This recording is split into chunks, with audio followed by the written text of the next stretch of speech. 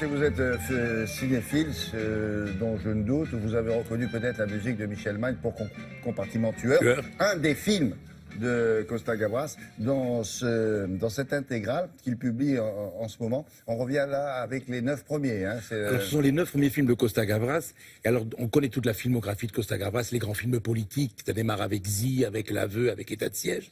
Mais ce qui est de formidable, c'est que Costa Gavras n'avait pas voulu que ces films sortissent de façon isolée en DVD. Il voulait qu'il y eût et qu'existât un coffret les regroupant les 9 premiers ensemble. Alors cette façon de faire permet de retrouver 2 films de Costa Gavras, et vous qui êtes cinéphile, vous allez apprécier ça, qui étaient totalement inédits. Compartiment Tueur et Un homme de trop. Un homme de trop produit par les Américains pour les questions de droit était irrécupérable.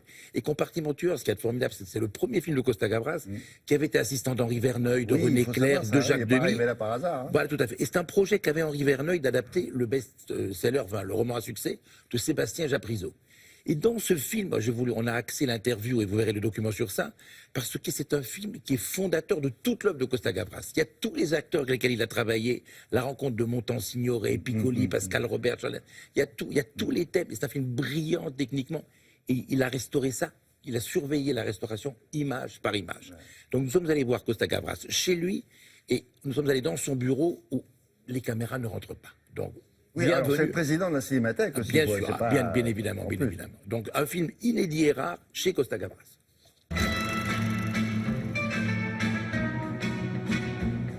C'est ici se passait, et ma fille qui était là aussi.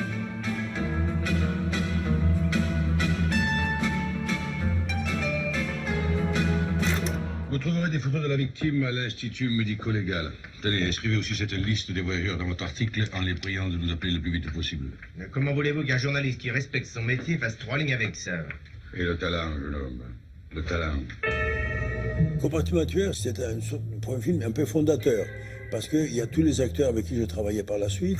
Il montre aussi que sur le plan de la technique, sur le plan de l'écriture aussi du scénario, je pouvais le faire.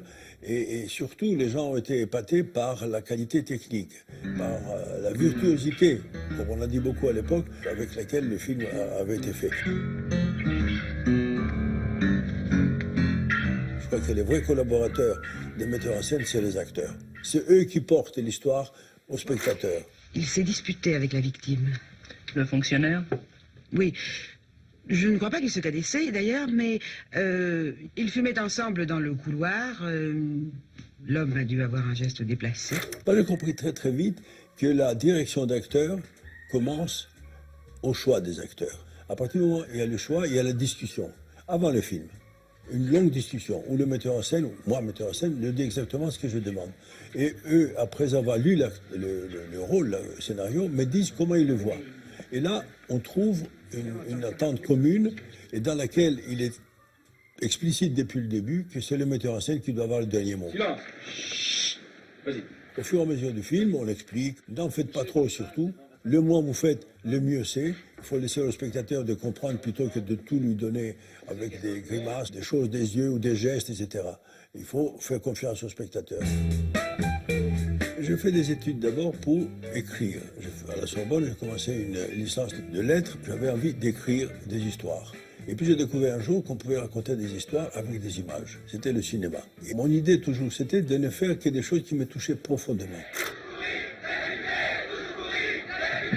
Prenons Z. Quand les colonels ont pris le pouvoir en Grèce, tout le monde a fait soit des manifestations, signé des pétitions, ou fait des sittings devant l'ambassade grecque, etc. Moi, je me suis dit, je vais faire un film comme on crie sur le mur, à bas le colonel.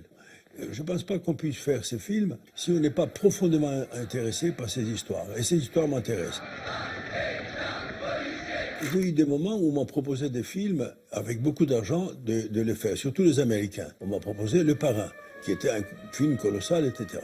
Et puis j'ai lu le livre qu'on m'a proposé, c'était un très mauvais livre.